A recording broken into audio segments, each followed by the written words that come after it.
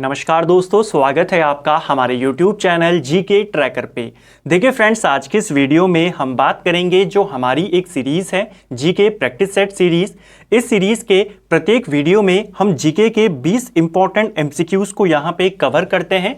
ये सभी एमसीक्यूज़ आपके प्रीवियस ईयर क्वेश्चंस होते हैं जो आपके किसी ना किसी एग्जाम में पूछे गए होते हैं। इन क्वेश्चंस को हम यहाँ पे न सिर्फ क्वेश्चन आंसर में कवर करते हैं, इनसे रिलेटेड जितने आपके एक्स्ट्रा फैक्ट होते हैं, जो इनसे रिलेटेड पूरा आपका कॉन्सेप्ट होता है, उनको भी हम यहाँ पे कवर करते हुए चलते हैं, जिससे आपकी प्रैक्टिस भी हो जाए और साथ में आपका कॉन्सेप्ट भी क्लियर होता रहे और जीके का आपका रिवीजन भी यहाँ पर हो सके। ये हमारा इस सीरीज का 30वां पार्ट है। अगर आपने इस सीरीज के प्रीवियस पार्ट्स को नहीं देखा है, आप उनको प्लेलिस्ट में जाके देख सकते हैं। तो चलिए दोस्तों, आज की वीडियो को शुरू करते हैं। आज का हमारा पहला प्रश्न है, प्रसिद्ध मामा भांजा मंदिर कहाँ स्थित है? देखिए, काफी फेमस मंदिर है मामा भांजा मंदिर और बहुत बार ये अलग अलग पेपरों में पूछा गया है। यह मंदिर आपके छत्तीसगढ़ में स्थित है। ऑप्शन बी हमारा सही आंसर होगा। यह जो मंदिर है बेसिकली भगवान शिव को समर्पित है। पूछा जा सकता है, अभी तक आपसे केवल लोकेशन पूछता है, राज्य पूछता है, छत्तीसगढ़ है, किस भगवान को समर्पित है? भगवान शिव को ये समर्पित है। इसका नाम मामा भांजा क्यों पड़ा? देखिए, दो शिल्पकार थे, दोनों आपस में मामा भांजा थे और कहा जाता है उन दोनों ने इस मंदिर को एक दिन में तैयार करा था। ठीक है, तो इसीलिए इसका नाम क्या है? मामा भांजा मंदिर। चलिए, नेक्स्ट है हमारा, भारत में दहेज निषेध अधिनियम निम्नलिखित में से किस वर्ष पारित किया गया था? देखिए, जो दहेज निषेध अधिनियम है इसे भारत में 1961 में पारित किया गया था। ठीक है, 20 मई 1961 में संसद ने इसको पारित कर दिया था और 1 जुलाई 1961 से ये पूरे भारत में लागू हो गया था। नेक्स्ट है हमारा, मेडागास्कर किस महासागर में स्थित है? देखिए, जो मेडागास्कर द्वीप है ये विश्व का चौथा सबसे बड़ा द्वीप है। कौन है? मेडागास्कर चौथा सबसे बड़ा द्वीप है और ये आपके भारतीय महासागर में स्थित है, जिसे हम इंडियन ओशन भी कहते हैं या हिंद महासागर के नाम से भी जानते हैं। तो याद रखेंगे, पूछा जा सकता है। हमने बात करी जो ये मेडागास्कर है ये विश्व का चौथा सबसे बड़ा द्वीप है। पहला सबसे बड़ा द्वीप कौन है विश्व का? पहले नंबर पे आता है ग्रीनलैंड द्वीप। ठीक है, ग्रीनलैंड आपके आर्कटिक महासागर में है, जिसे अगर हम डिटेल में बोले तो उत्तरी अटलांटिक महासागर भी इसको बोला जाता है। दूसरा जो विश्व का सबसे बड़ा द्वीप है वो है न्यू गिनिया द्वीप, जो कि प्रशांत महासागर में है।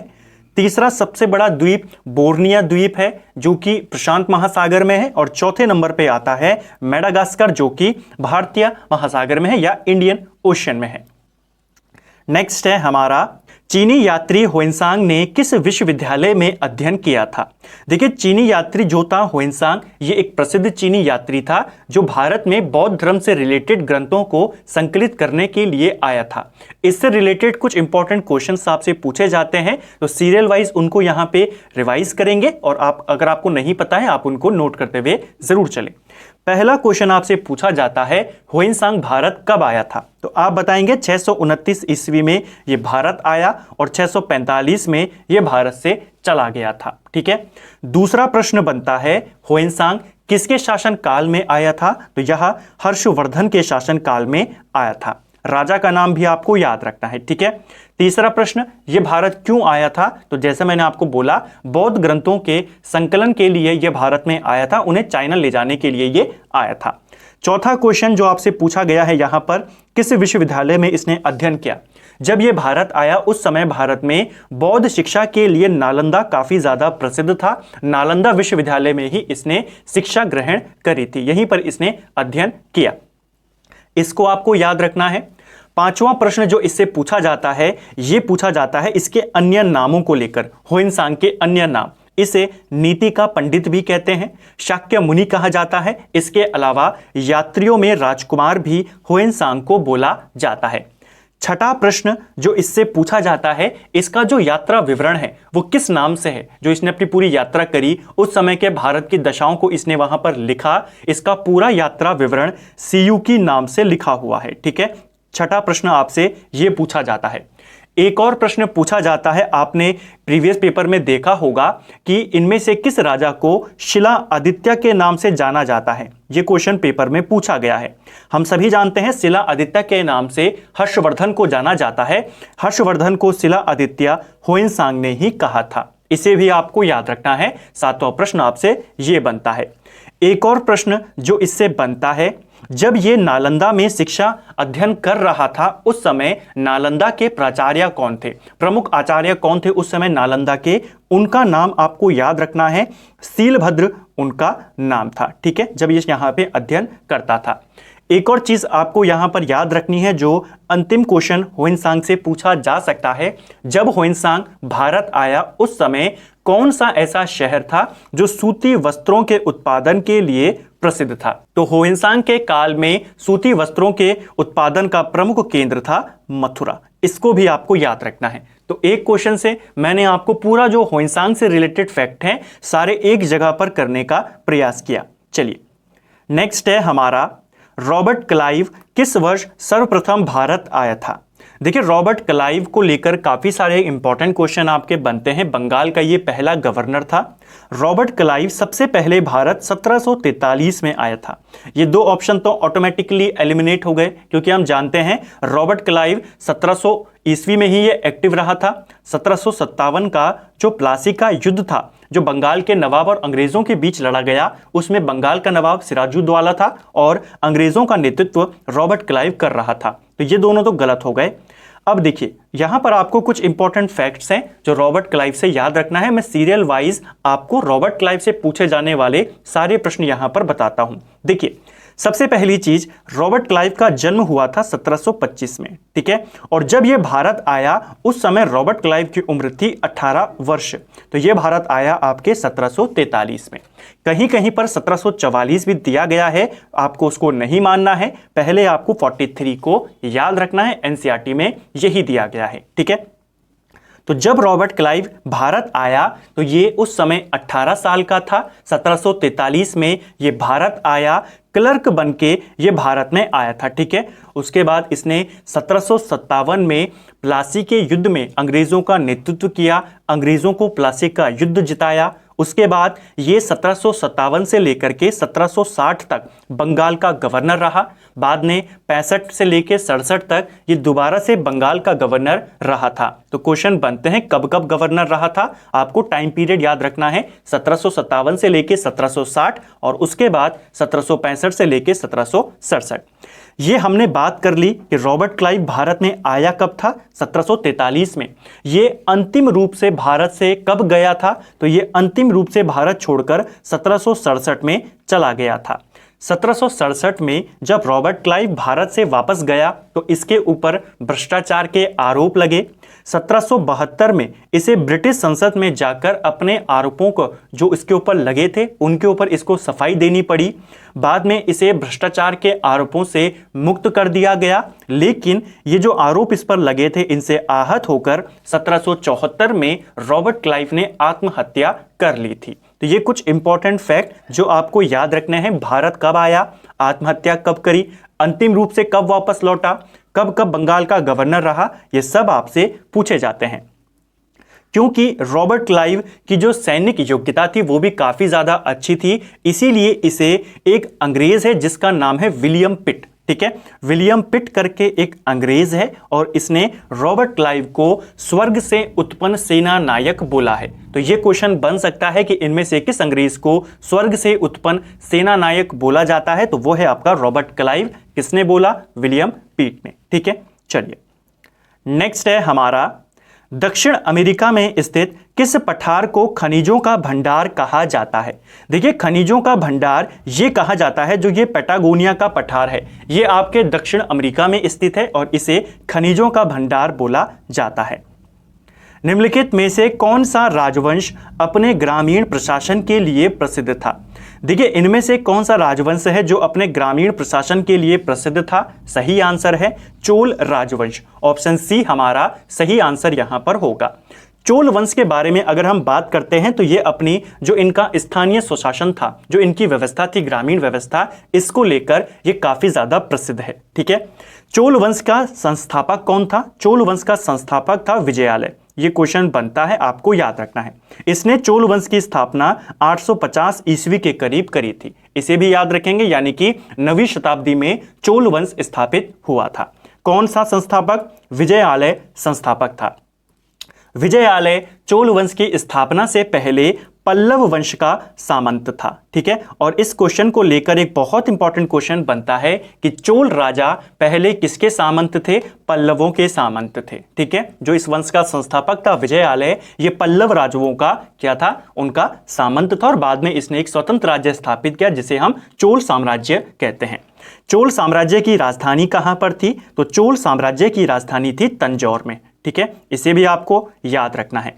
तंजौर के अंदर एक प्रसिद्ध मंदिर है वृद्धेश्वर मंदिर, जिसे राजराजेश्वर मंदिर भी कहते हैं। इस मंदिर का निर्माण किसने करवाया है? तो इस मंदिर का निर्माण राजराज प्रथम ने करवाया है, जो कि चोल राजा था।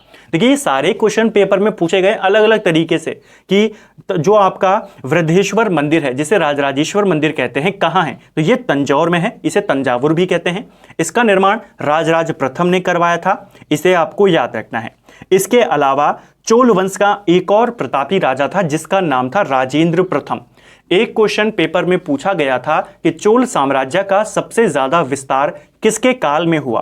तो यह हुआ राजेंद्र प्रथम के काल में। ठीक है, इसके काल में चोल साम्राज्य का सबसे ज्यादा विस्तार हुआ। इसने श्रीलंका को भी जीता।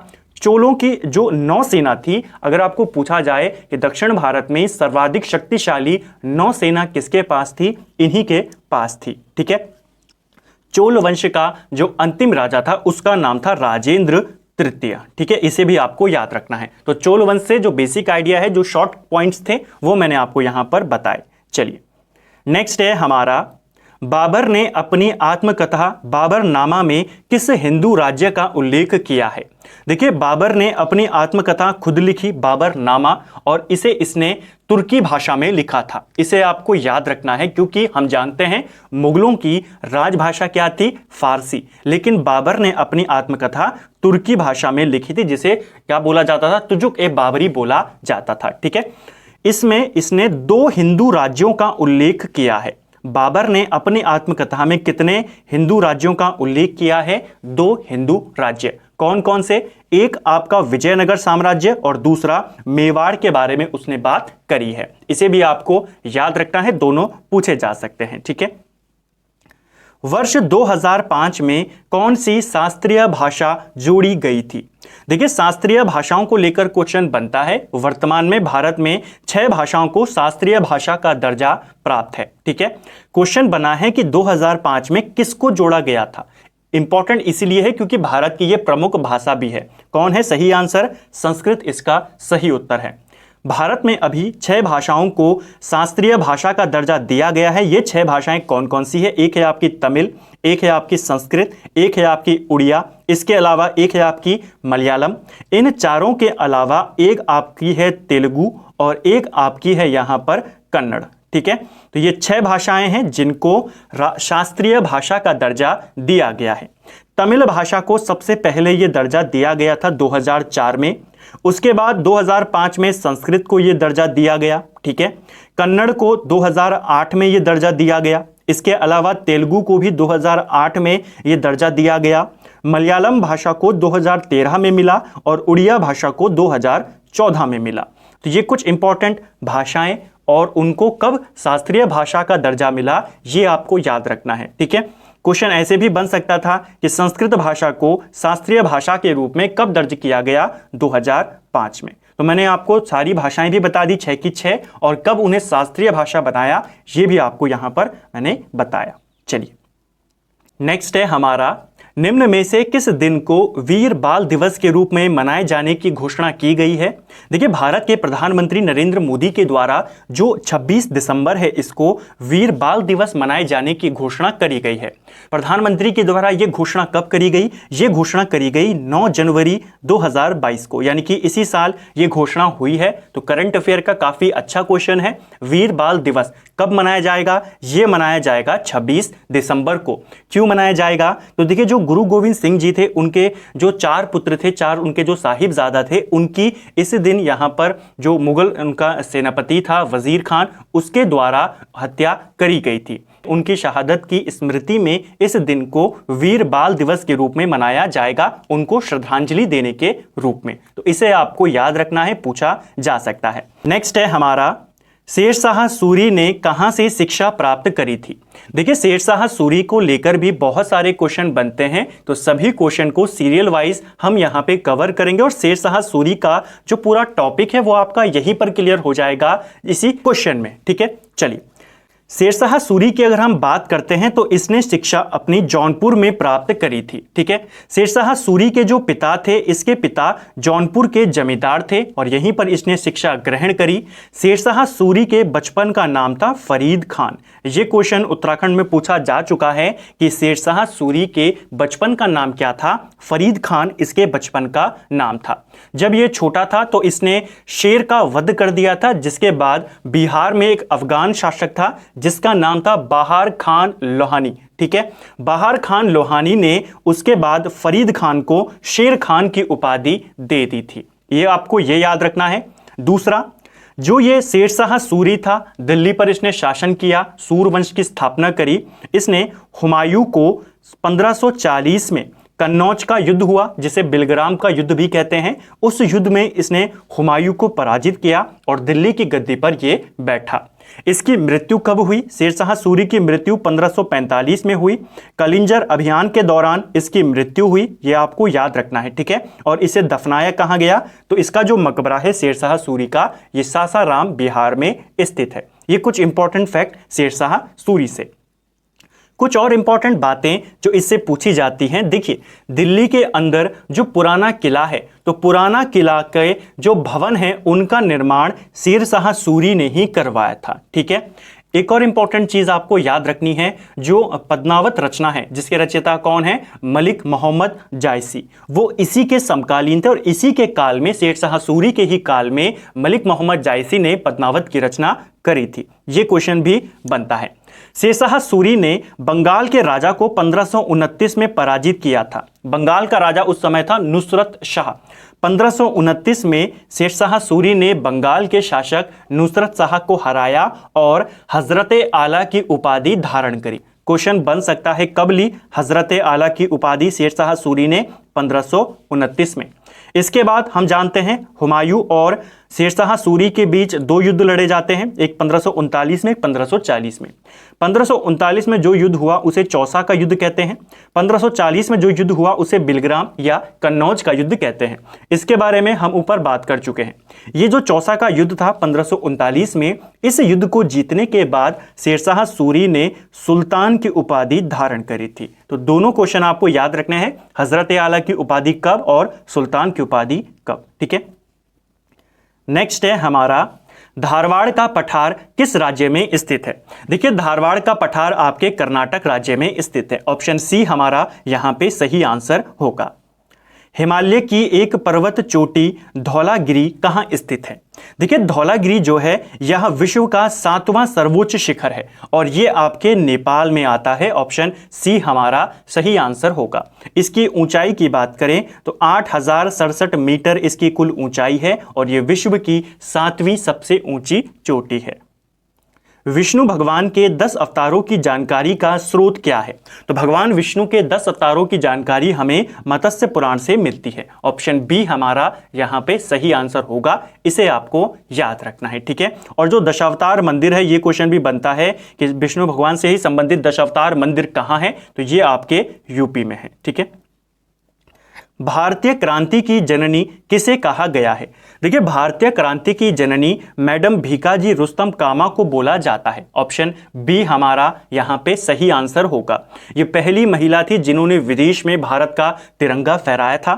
1907 में जर्मनी में इन्होंने भारत का तिरंगा फहराया था। हालांकि उस समय जो भारत का तिरंगा इन्होंने फहराया था उसमें वर्तमान रंग नहीं थे, उससे थोड़ा सा अलग था। उस तिरंगे में हरा, पीला और लाल रंग थे। क्वेश्चन बनता है, भारत का तिरंगा सर्वप्रथम विदेशी धरती पर किसने फहराया? मैडम भीकाजी रुस्तम कामा ने फहराया था। 1907 में जर्मनी में इन्होंने यह झंडा फहराया था। मैडम भीकाजी रुस्तम कामा से आपको एक क्वेश्चन और याद रखना है। इन्हीं के द्वारा 1909 में पेरिस से एक समाचार पत्र निकाला गया था जिसका नाम था पेट्रोइट समाचार पत्र। पूछा जा सकता है। भारत के संविधान का अनुच्छेद 371A किस असाधारण विशेषाधिकार प्रदान करता है? तो किस राज्य को विशेषाधिकार प्रदान करता है अनुच्छेद 371A? जैसे हम जानते हैं जो आर्टिकल 370 था वो किस राज्य को प्रदान करता था? जम्मू कश्मीर को प्रदान करता था। जो 371A है ये किस राज्य को प्रदान करता है? ये प्रदान करता है नागालैंड को। ऑप्शन ए हमारा सही आंसर यहां पर होगा। देखिए, ये क्वेश्चन बहुत बार पूछा जाता है क्योंकि 370 बहुत फेमस है, हर बार लगभग यही पूछा जाता है। अब ये हट चुका है, अब आपसे पूछा जाएगा 371, क्योंकि इसके अलग अलग आर्टिकल हैं। जैसे 371A है, इसी प्रकार 371B है, C है, D है, और आपको पूछा जाएगा किस राज्य को किस आर्टिकल के तहत विशेष अधिकार प्रदान है। ठीक है, तो 371A के तहत नागालैंड को है। अगर हम 371B की बात करें तो B के तहत यह विशेष अधिकार असम को प्राप्त है। ठीक है, जो C है इसके तहत मणिपुर को प्राप्त है। इनको नोट करते हुए जरूर चलें, आपको एक सामने एक जगह पर सारे फैक्ट मिल जाएंगे। जो C है उसके तहत मणिपुर को यह अधिकार प्राप्त है। जो D है उसके तहत आंध्र प्रदेश को प्राप्त है 371D। जो 371E है उसके तहत आंध्र प्रदेश में केंद्रीय विश्वविद्यालय की स्थापना की गई है। जो 371F है वो सिक्किम से संबंधित है। ठीक है, 371F। जो 371G है ये आपके मिजोरम से संबंधित है। जो 371H है ये अरुणाचल प्रदेश से संबंधित है। और जो I है ये आपके गोवा से संबंधित है। तो ये पूरा आपको याद रखना है, क्वेश्चन बन सकता है। ए में नागालैंड, बी में असम, सी में मणिपुर, डी में आंध्र प्रदेश, ई में आंध्र प्रदेश का केंद्रीय विश्वविद्यालय, और एफ में सिक्किम, जी में आपका मिजोरम, एच में अरुणाचल और आई में आपका गोवा। ये इंपॉर्टेंट है, आपको ध्यान रखना है। ठीक है, नेक्स्ट है, निम्नलिखित में से कौन सी काल्पनिक रेखा 0 डिग्री अक्षांश पर स्थित है? देखिए, 0 डिग्री अक्षांश रेखा पर कौन सी रेखा है आपने बताना है। हम ग्लोब यहां पर बना लेते हैं। ग्लोब आप जानते हैं जो पृथ्वी को 2 बराबर भागों में बांटती है उसे हम कहते हैं अक्षांश रेखा। ठीक है, और ये 2 बराबर भागों में बांटती है, तो इसी को बोला जाता है 0 डिग्री अक्षांश रेखा। और ये कौन सी रेखा है जो पृथ्वी को 2 बराबर भागों में बांटती है? आप सभी जानते हैं, इसे हम भूमध्य रेखा कहते हैं। तो वह रेखा जो पृथ्वी को 2 बराबर भागों में बांटती है 0 डिग्री अक्षांश रेखा कहलाती है। और ये वही रेखा है जिसे हम भूमध्य रेखा या विषुवत रेखा कहते हैं। देशांतर रेखा वो होती है जो उत्तरी ध्रुव और दक्षिणी ध्रुव को आपस में मिलाती है, वो देशांतर रेखा होती है। ठीक है, कर्क रेखा की बात करें तो जैसे हमने बोला पृथ्वी को 2 भागों में बांट दिया, ये आ गई आपकी भूमध्य रेखा। भूमध्य रेखा के 23.5 डिग्री ऊपर जो रेखा खींची जाती है उसे कर्क रेखा बोला जाता है। ठीक है, उत्तरी में, इसीलिए इसे उत्तरी अक्षांश रेखा भी बोलते हैं। और जो दक्षिण में खींची जाती है 23.5 डिग्री पर उसे हम मकर रेखा कहते हैं। ये कुछ इंपॉर्टेंट है जो आपको याद रखना है। संविधान की तीसरी अनुसूची का संबंध किससे है? कई बार हम इस क्वेश्चन को कवर कर चुके हैं। देखिए, संविधान में जो तीसरी अनुसूची है इसका संबंध शपथ ग्रहण से है। ऑप्शन सी हमारा सही आंसर यहां पर होगा। वर्तमान में हमारे संविधान में कितनी अनुसूचियां हैं? 12 अनुसूचियां हैं। जब संविधान बना था तब कितनी थी? तब 8 अनुसूचियां थी। कौन कौन सी अनुसूची में क्या क्या बात कही गई है और कौन सी अनुसूची कब जोड़ी गई वो हम यहां पर देखेंगे। देखिए, जो पहली अनुसूची है उसमें यह बताया गया है कि भारतीय संघ और उसके राज्य क्षेत्र के बारे में जानकारी दी गई है। दूसरी अनुसूची में जो महत्वपूर्ण पदाधिकारी हैं उनके वेतन के बारे में बताया गया है। तीसरी अनुसूची में शपथ के बारे में बताया गया है जो हमने देखा। चौथी अनुसूची में राज्यसभा में प्रतिनिधित्व राज्यों का कैसे होगा वो बताया गया है। ठीक है, पांचवी अनुसूची में जो आपके एससी और वाले क्षेत्र हैं, अनुसूचित क्षेत्र हैं, अनुसूचित जनजाति वाले क्षेत्र हैं, वहां का प्रशासन कैसे चलेगा उसके बारे में पांचवी अनुसूची में बताया गया है। जो छठवीं अनुसूची है इसके अंदर असम, मेघालय, त्रिपुरा और मिजोरम, इनके जो जनजाति वाले क्षेत्र हैं उनके प्रशासन के बारे में बताया गया है। जो सातवीं अनुसूची है इसमें जो केंद्र और राज्य हैं इनके बीच शक्ति के विभाजन के बारे में बताया गया है। जो आठवीं अनुसूची है इसमें भाषाओं के बारे में बताया गया है। जो नौवीं अनुसूची है, नवीं अनुसूची इंपॉर्टेंट है, इसे 1951 में जोड़ा गया था पहले संशोधन के द्वारा। यह भूमि अधिग्रहण से संबंधित है। जो 10वीं अनुसूची है उसे 1985 में जोड़ा गया, इसके लिए 52वां संविधान संशोधन किया गया और यह अनुसूची दल बदल कानून से संबंधित है। 11वीं अनुसूची 1993 में जोड़ी गई, इसके लिए 73वां संशोधन किया गया और ये पंचायत कानून से संबंधित है।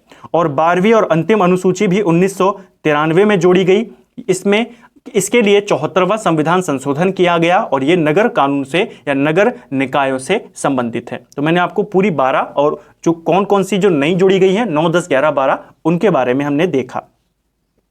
बाल गंगाधर तिलक ने भारतीय स्वतंत्रता संग्राम के उद्देश्य से कौन सा समाचार पत्र प्रारंभ किया था?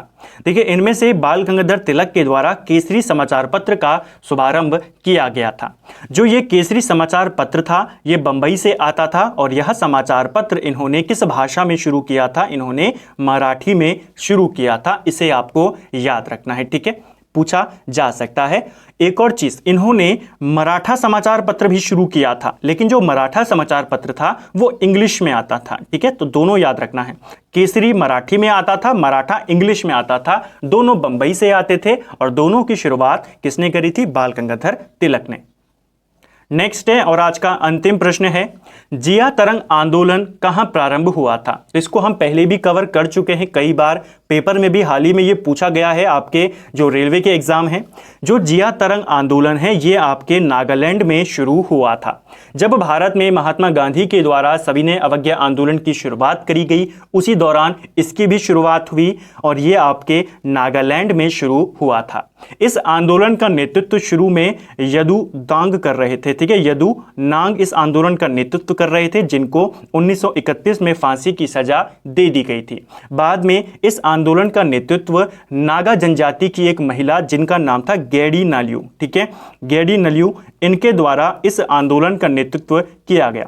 कई बार यह क्वेश्चन पूछा जाता है कि जो गेडी नाल्यू हैं इनका संबंध किस आंदोलन से है? तो जिया तरंग आंदोलन से है। नागालैंड की ये संबंधित है, नागा जनजाति से ये आती हैं।